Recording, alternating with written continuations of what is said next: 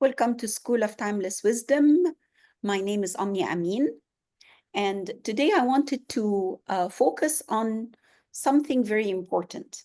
Like the year of 2025, we did speak about the fact that it's the year of nine, like it's a ninth cycle for planet Earth, for all the beings on planet Earth. And please go to the previous videos and see what I said about the ninth cycle. Now, and as I said, it's not doom and gloom, it is endings. Endings in many, many ways. And you need to take these endings in an extremely positive and harmonious manner because it is really working for your benefit. It's not working against you, it's working for you. And as of my birthday this year, which is the end of this month, I'm going to be entering a ninth cycle. So I'm going to be in my personal nine coupled with a cosmic nine. So this is really heavy. But when I say that, I'm not taking it in the sense of heaviness, but I mean that it's a lot of work. And it's a lot of work. It means I'm ending lots of things, lots of programs, lots of so many things. Now, by the way, the first 6 months of this year, there were retrogrades. It was so heavy. Everyone was ill.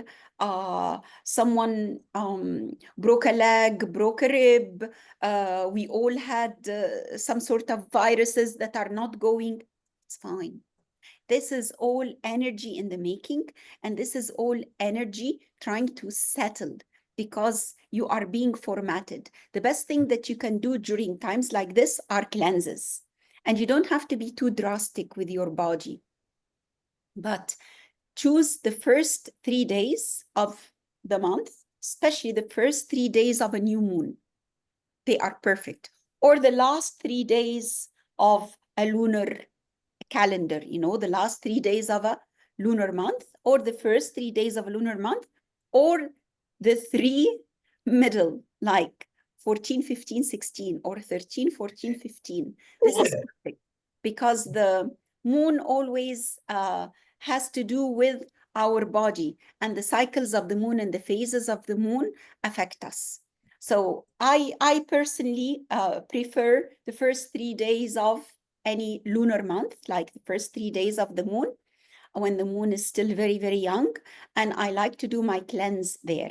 And there are many cleanses. Just choose the one that works for you. Some people do a water fast. If you can take a water fast, do it. Others do juice fast, do it. Others do a liver cleanse, fine. A kidney cleanse, perfect. A heavy metal cleanse, it's up to you.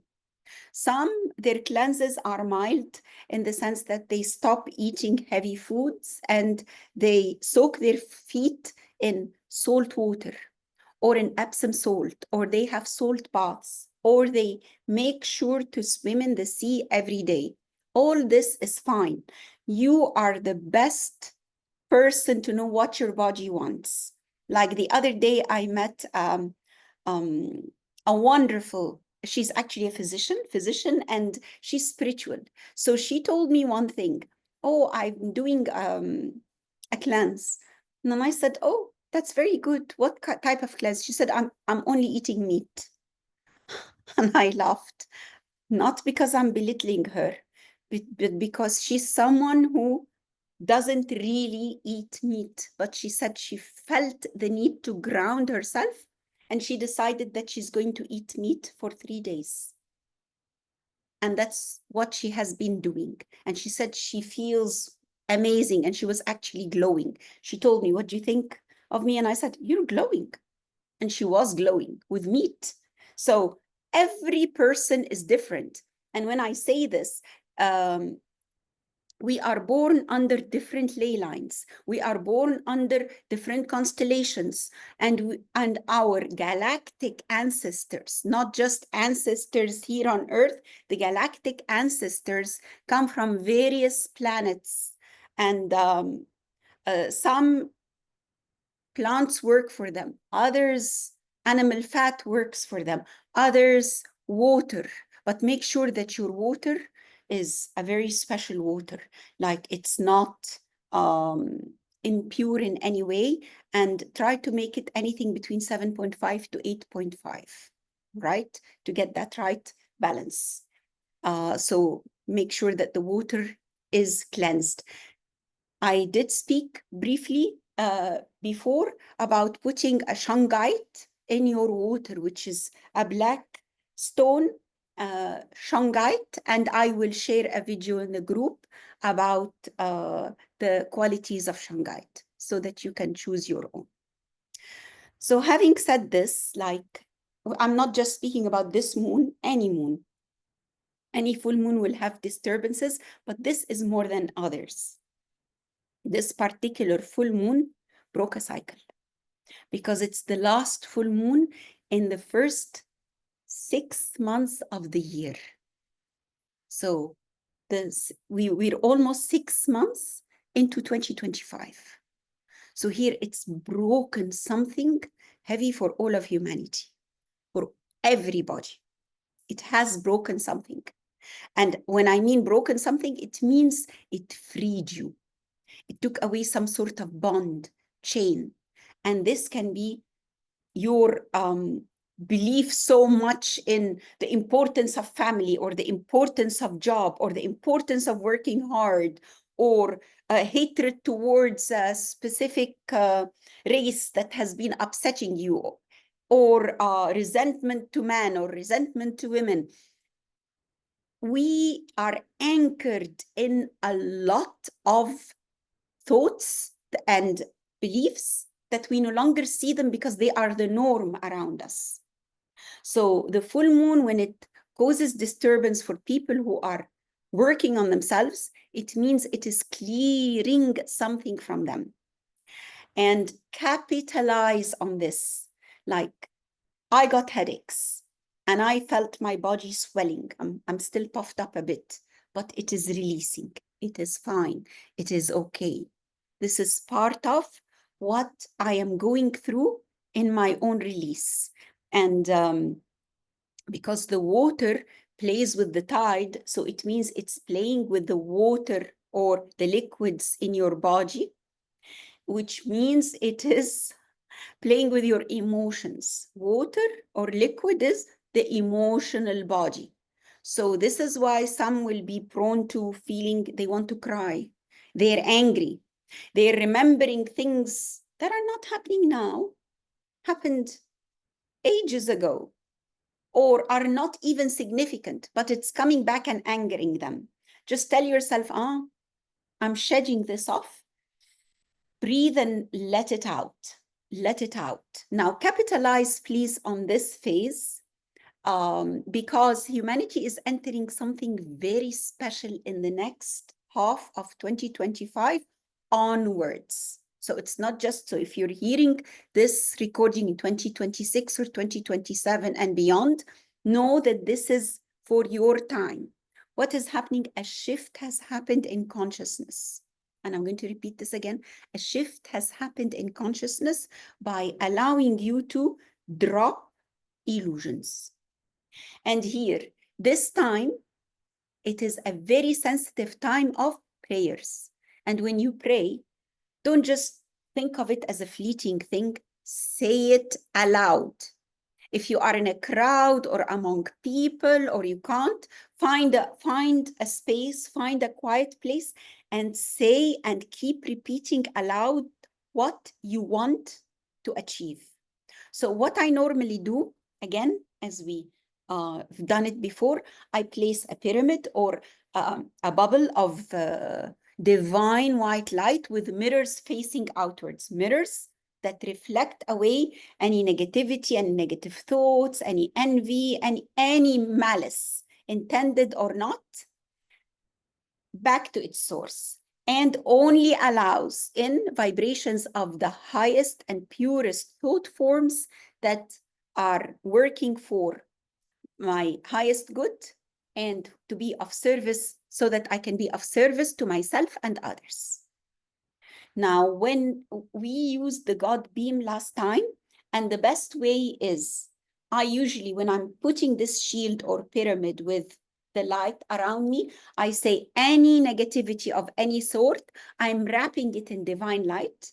Why? Because I'm enclosing it in this wonderful light of God that does not hurt, that does not harm. And I see it locked in that divine light, and I place it in front of me like a ball. I visualize that everything is locked here, and I see all my 7 chakras, all of them converging like beams of light, 7 different beams of light with all their colors converging into one dot in front of that ball. And I intend, I say, I am wrapping this ball and sending it back 1,000-fold, 1,000-fold. And I see this beam of light, and I laser zoom that ball, and I say, I am sending it back with the speed of light. I'm sending it back to its source with the speed of light, 1,000-fold, wrapped in God's light. Now here, God's light does not harm. So what it will do, when it goes back to that person, this person will be hit with that God's light, and it will create an explosion of enlightenment. If they are good people, they will bloom. So you've sent it back with divine light or enlightenment. And if that person cannot take the divine light, they are meant to harm, they are evil, what it happens, it stops them in their track, it gives them back their karma, or it destroys them, because they are out there to destroy humanity. Whoever is trying to destroy an energy worker these days is out to destroy humanity. They're trying to stop your program in its track. So this is what we did last time. Please listen again to it. And next time, ask me questions. Now, the most important thing out of all of this, so once you've wrapped yourself around, start saying aloud what you want. And I noticed that I always focus on what I want and I say it. But recently, it's happening like this. Now, I added something in the sense of when I'm praying. I always say, I am the divine, and the divine is me. I am the divine, and the divine is me. And when I say this, I feel it. I feel God's love invading me. I feel every atom of my being, all this universe is the divine in its manifestation. So I keep saying, I'm the divine, and the divine is me. And I make it as if I'm on a seesaw or on a swing, and I feel happy. I am the divine, and the divine is me. And my intention is working in accordance with divine intention. And I start saying what I want.